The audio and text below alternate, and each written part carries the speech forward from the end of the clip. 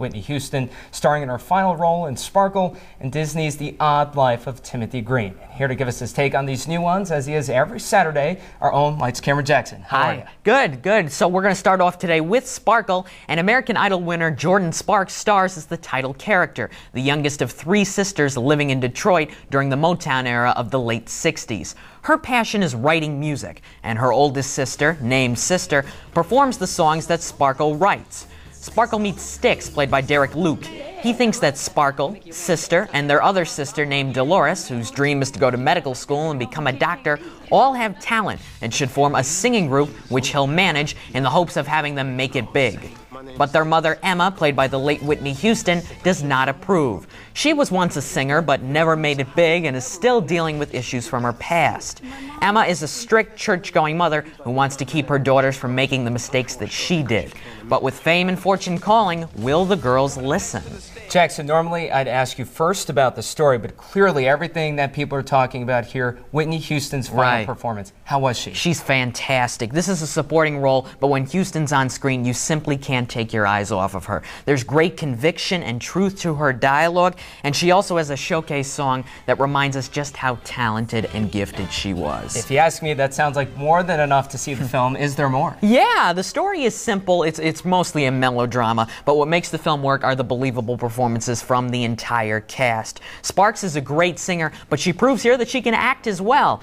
There are some holes in the plot and some technical issues, but really the good outweigh the bad here clearly. All right, what's the grade? On the official LCJ report card, Sparkle gets a B. Definitely worth seeing for Houston and the other performances and the music. Exciting stuff. All right, another new movie that's in theaters this week, a family drama that comes from Disney, stars Jennifer Garner. That's right, and in The Odd Life of Timothy Green, Garner and Joel Edgerton star as Cindy and Jim Green. The couple learns that after years of trying, they cannot have a child. So one night they decide to write down on small pieces of paper all the qualities, good and bad, that they would want their child to have. They put the notes in a box and bury it in their garden, vowing to move on with their lives. But that evening a storm comes from out of nowhere, and from the garden, so does a 10-year-old boy with leaves growing out of his legs. His name is Timothy, played by C.J. Adams. After they get over the initial shock, Cindy and Jim decide to accept Timothy as their own, and they're in for some surprises. Unfortunately, we're not.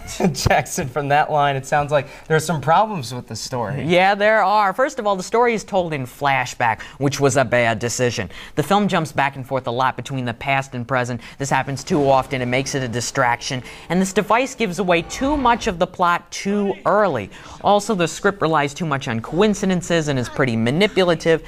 And the character of Timothy, he doesn't have much depth, and he doesn't have that much to say, so it's difficult to get emotionally attached to him. How are the performances, though?